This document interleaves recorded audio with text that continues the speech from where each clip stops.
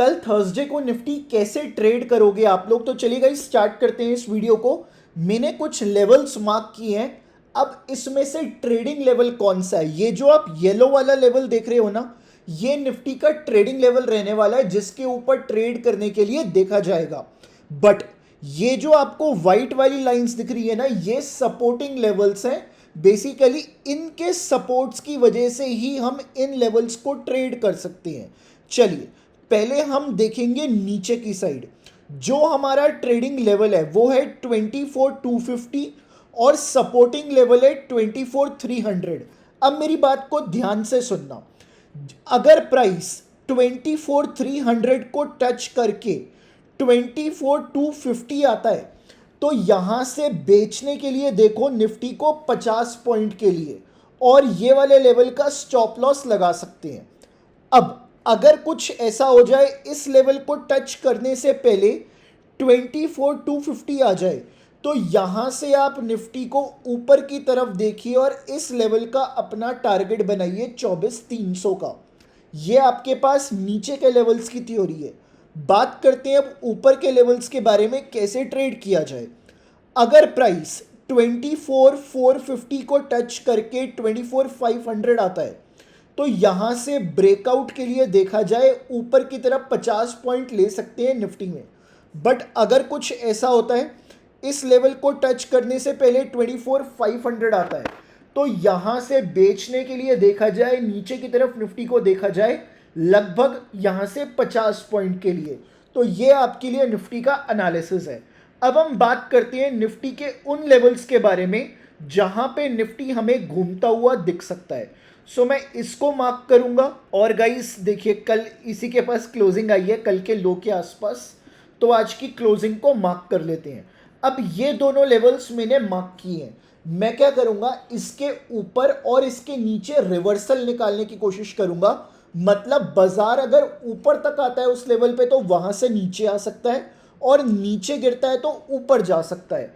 तो वो लेवल्स कौन से हैं, तो सबसे पहले नीचे 24,250 से निकालते हैं। तो चेक करेंगे गाइस ओआई चेंज। तो 24,250 से हम लोग देखेंगे एक बार। तो 24,250 यहाँ से एनालिसिस अपना स्टार्ट करेंगे। तो गाइस देखिए जो पहला लेवल आ रहा है ना, वो आ रहा है 150 से लेके 100। कल अगर बाजार नीचे गिरता भी है तो 150 से 100 ये बाजार को बचाने के लिए आ जाएगा। मैं निफ्टी स्पॉट की बात कर रहा हूं अभी। ये बाजार को कल बचाने के लिए आ सकता है। तो चलिए गाइस एक बार ऊपर का लेवल चेक कर लेते हैं। 450 से 500 ये बाजार का पहला लेवल है जो कि बाजार के लिए एक रुकावट बन सकता है। अब इसके ऊपर के लेवल को भी चेक करेंगे क्योंकि ये तो बहुत पास हो गया। अब इससे ऊपर भी क्या कोई लेवल बना हुआ है जहां पे बाजार रुकावट दे सकता है। 550 से 600 का भी लेवल है जहां पे बाजार रुक सकता है। तो बेसिकली बाजार के पास ना रुकने के बहाने बहुत हैं, चलने के बहाने कम है। तो गाइस हमें इस चीज़ के ऊपर ही फोकस करते हुए चलना है कल के सेशन के अंदर भी। अब इसको ट्रेड कैसे किया जाए, अगर प्राइस यहाँ पे आता है इसके अंदर तो यहाँ से हम लोग बाय करने को देख सकते हैं ऊपर की साइड के लिए। बट अगर कुछ ऐसा हो जाए बाजार इस लेवल के अंदर आता है तो यहाँ से देखिए बेचने के लिए 50 पॉइंट। बट इस जोन के अगर ऊपर खुल जाए बाजार और फिर इस जोन में आए तो यहाँ से भी बेचने के लिए देखिए 50 पॉइंट के लिए। सो ये आपके लिए स्ट्रैटेजी रहेगी निफ्टी की कल के सेशन के अंदर। तो चलिए गाइस अब हम लोग बात करेंगे निफ्टी के प्रोफाइल्स के बारे में। तो निकालते हैं अपने वॉल्यूम प्रोफाइल से अपने लेवल्स को जिनके ऊपर कल हम फोकस करते हुए चलेंगे। देखिए गाइस काफ़ी अच्छी क्लोजिंग आज निफ्टी ने बंद होते होते दी है। तो इस क्लोजिंग के लिए हमें ट्रेड कैसे करना है पहले उसके बारे में डिस्कस कर लेते हैं। बात करूंगा गाइस मेक और ब्रेक लेवल के बारे में। देखिए गाइस अगर प्राइस 24,287 आता है अपने इस हाई को निकालने से पहले तो यहां से देखे बेचने के लिए निफ्टी को नीचे की साइड 50 पॉइंट। बट अगर कुछ ऐसा होता है कि पहले इस लेवल को निकाले देन 24,287 आए जिसकी प्रोबेबिलिटी काफ़ी ज़्यादा कम है, तो यहाँ से बाय ऑन डिप्स की रणनीति बना सकते हैं इस लेवल तक वापस। सो ये आपके लिए लेवल्स है जिसके ऊपर आप फोकस करेंगे निफ्टी के अंदर। अब हम लोग बात करेंगे स्टॉक्स के बारे में। तो चलिए स्टॉक्स निकालते हैं। तो गाइस मैंने 3 स्टॉक्स निकाले हैं जिसके अंदर कल हमें नज़र बना के रखनी है और आज के सत्र के अंदर इंपॉर्टेंट एक्शंस बनते हुए दिखे हैं जो कि कल के दिन काफ़ी ज़्यादा इफेक्ट कर सकते हैं इन स्टॉक्स को और उसी इफेक्ट के चक्कर में हमें ट्रेडिंग अपॉर्चुनिटी मिल सकती है। पहला स्टॉक है हमारे पास ग्रासिम। लगातार हमारे पास आया है ग्रासिम दूसरे दिन। अब ग्रासिम के अंदर हमें रिजल्ट्स आते हुए दिखेंगे, बट क्या कुछ इसके अंदर हमें बढ़ता हुआ दिखा है एक बार चेक कर लेते हैं। देखिएगा इस 51% का प्रॉफिट बढ़ता हुआ दिखा है हमें ग्रासिम का Q1 के अंदर। अगेन एक बहुत पावरफुल सिग्नल है ग्रासिम के अंदर।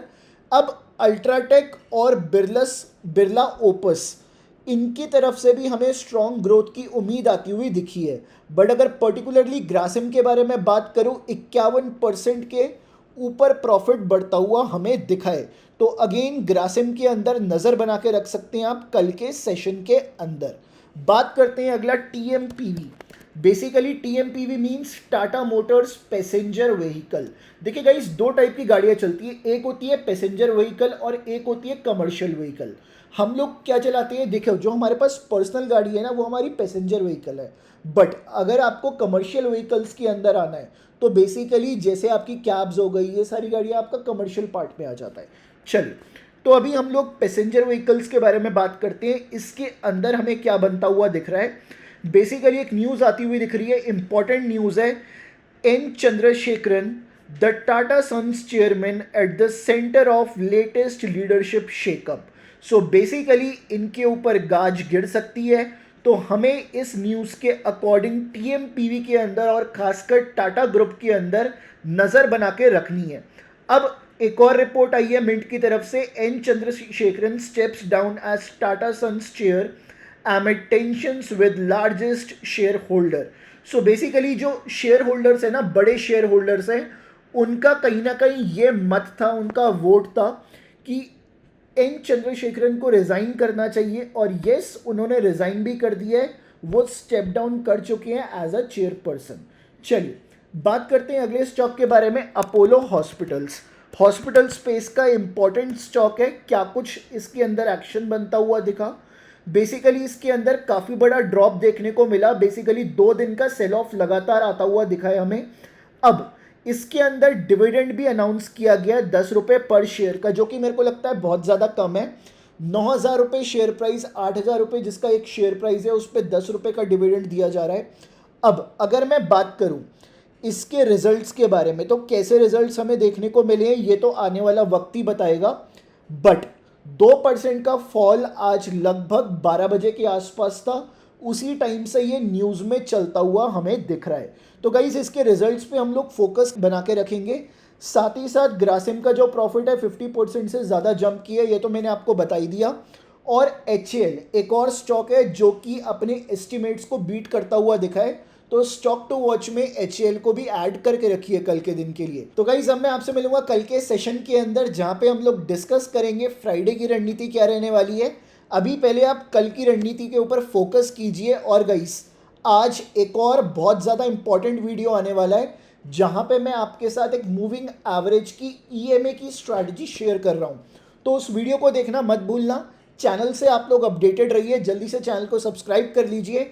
और सैटरडे के दिन इंडिपेंडेंस डे है, हम सब लोगों के लिए एक फ्रीडम का दिन है।